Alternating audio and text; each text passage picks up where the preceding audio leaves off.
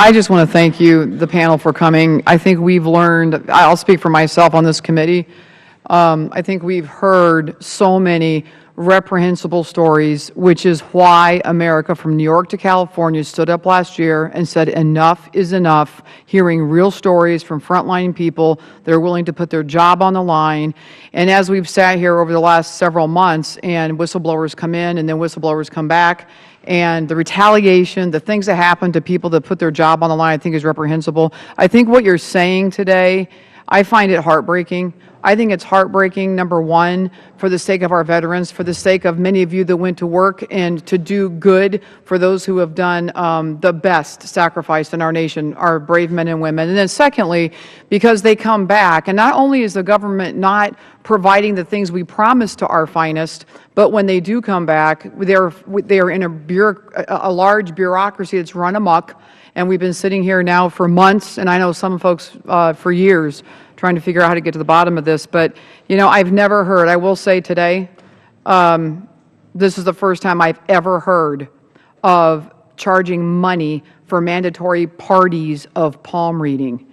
I mean, I think that when the American people hear this tonight, there's going to be another move from New York to California that stands up and says, this has to stop. People have to be fired.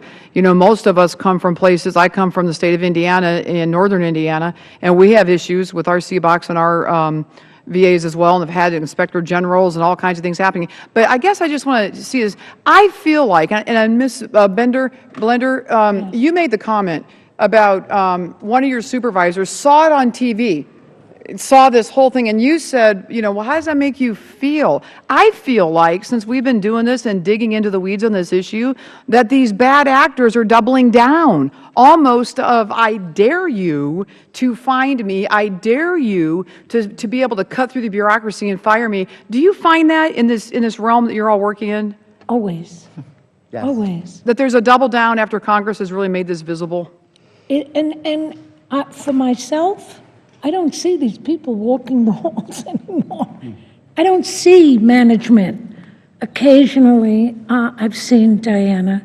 She comes around to talk to us and things. But management from before, forget it, they're hiding. And the other thing is nepotism.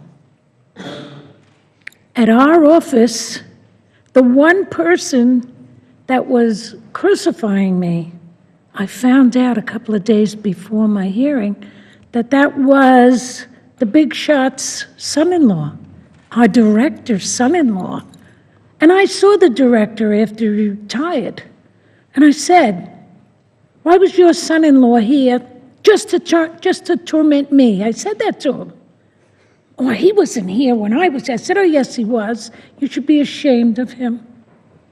Let me ask you this, because I really feel like in these areas that are geographic hotspots, I really feel like the double down effort has really started to happen in this country. I really feel like it's almost us against them in some of these hot areas. When these people see themselves on TV or in the newspaper and the staff knows it, right, and you're reading about it in your local paper, and then they come back in, does it just affect the morale in the little department, or does the morale regional office wide affected by the fact that these people believe that they're above the law?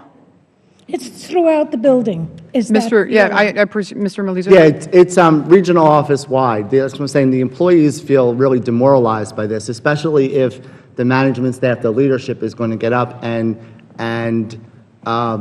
not be honest and truthful about what really is happening and what they're really going to do about it, or those kinds of things. So when you're being fed that kind of misinformation or misdirection about what the issue is, or trying to make it seem like employees are the problem when employees are not the problem, that's very demoralizing to them. So the cloud that I spoke about for the last at least 9 months in the Philadelphia office has been growing, and like Kristen said, employees are looking for some accountability, somebody to be held responsible.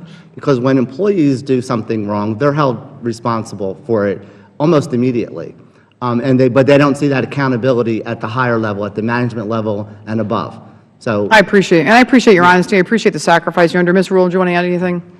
I mean, employees I represent, they will be on a performance improvement plan because they might have missed their points, the precious points, by maybe a half of a point, okay, and they might have worked here 5 years, and now they're no good, and they can't do this job anymore. But we have managers who can't read a FAST letter and interpret what that means, and nothing's happening to them. Why aren't they on PIPs? Why isn't there I think they should have a standard. If there's this many EEO complaints filed against you, and there's a settlement, or the person prevails, I think you should be, how do you get outstanding at the end of the year for these kind of things? I appreciate it. Thanks, Mr. Chairman. I yield back. Mr.